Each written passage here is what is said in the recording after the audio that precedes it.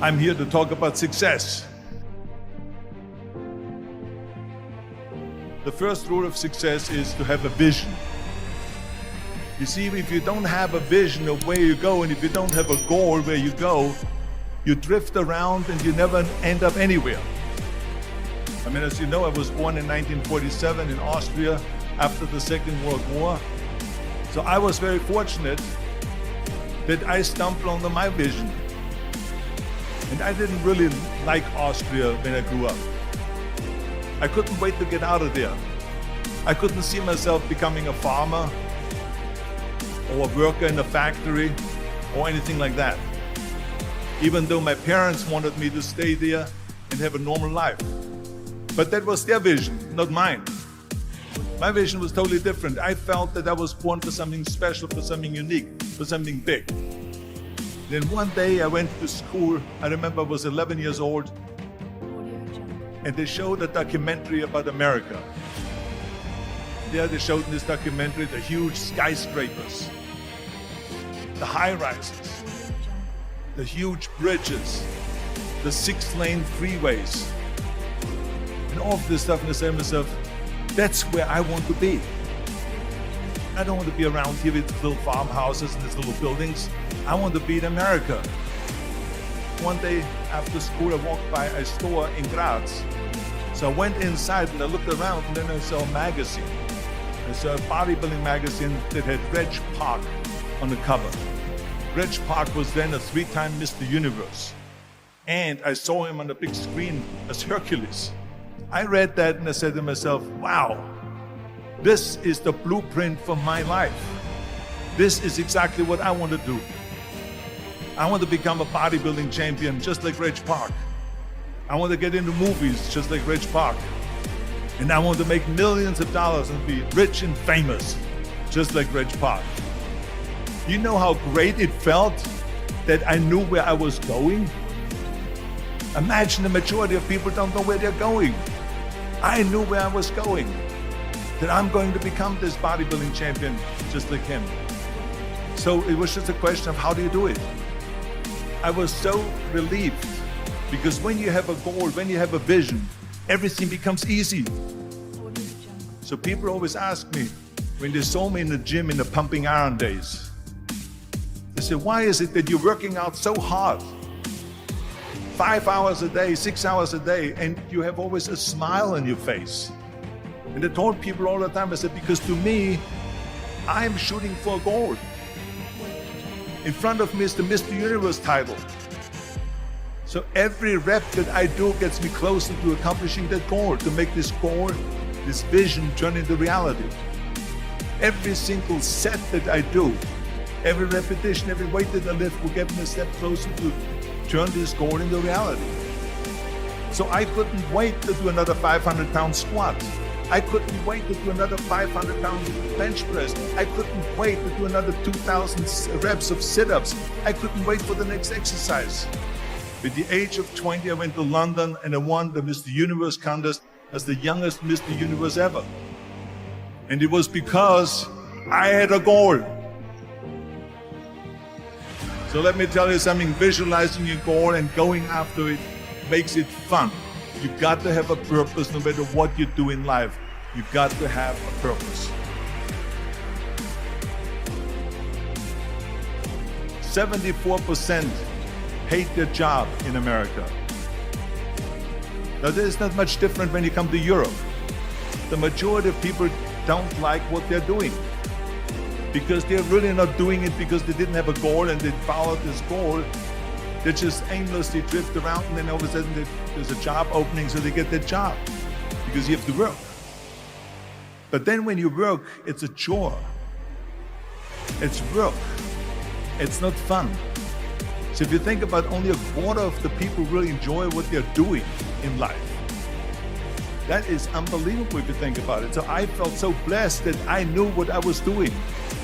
It's like a medical student that studies and knows he wants to become a doctor. You know where to go. And the same thing is also in politics. I remember that in politics, I had a very clear vision that I will be the leader of California. This is as far as I could go because I was not born in America, so I could not run for president. So being the governor of the fifth largest state, I should say the largest state, the fifth largest economy in the world, was for me really the ultimate title, the ultimate accomplishment in politics. So even though people came up to me and says, why don't you go and run for something smaller, you're never gonna make it. I ran for governor, and then 2 months later I became governor of the state of California. Again, because I had a very clear vision what I'm gonna do with California. So that's rule number one, have a vision. Rule number two is, don't listen to the naysayers.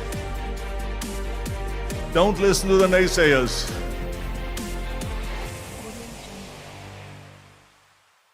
Everything I ever did, the thing that I heard out of people's mouth was, that's impossible. That can't be done.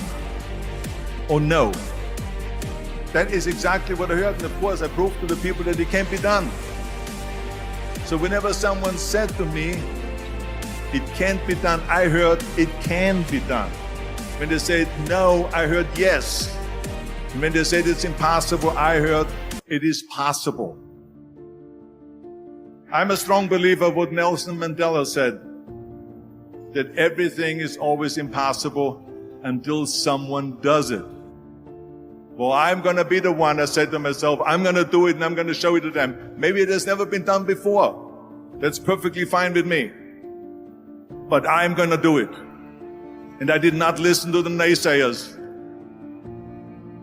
It's all about the hard work that you put in.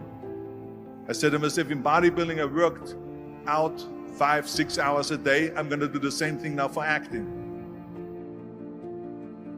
And of course I went to college to study English. I studied the accent removal, acting classes, and all of this stuff all day long. I worked and I worked and I worked.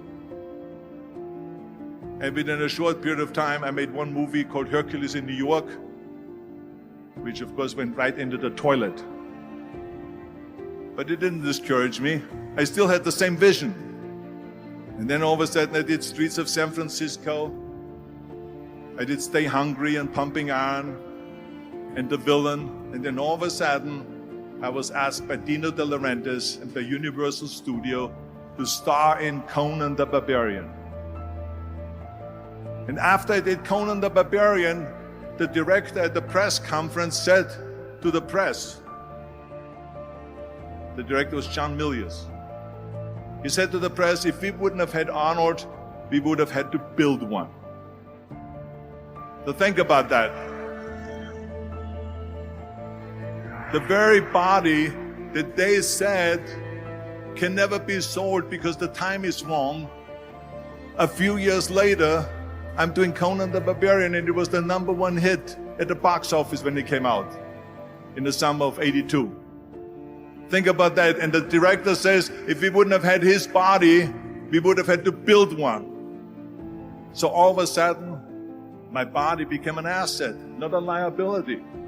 And the same thing was with Terminator. After we were finished filming Terminator, Jim Cameron said to the press, if Arnold wouldn't have had that accent and talked like a machine, I think the movie wouldn't have worked.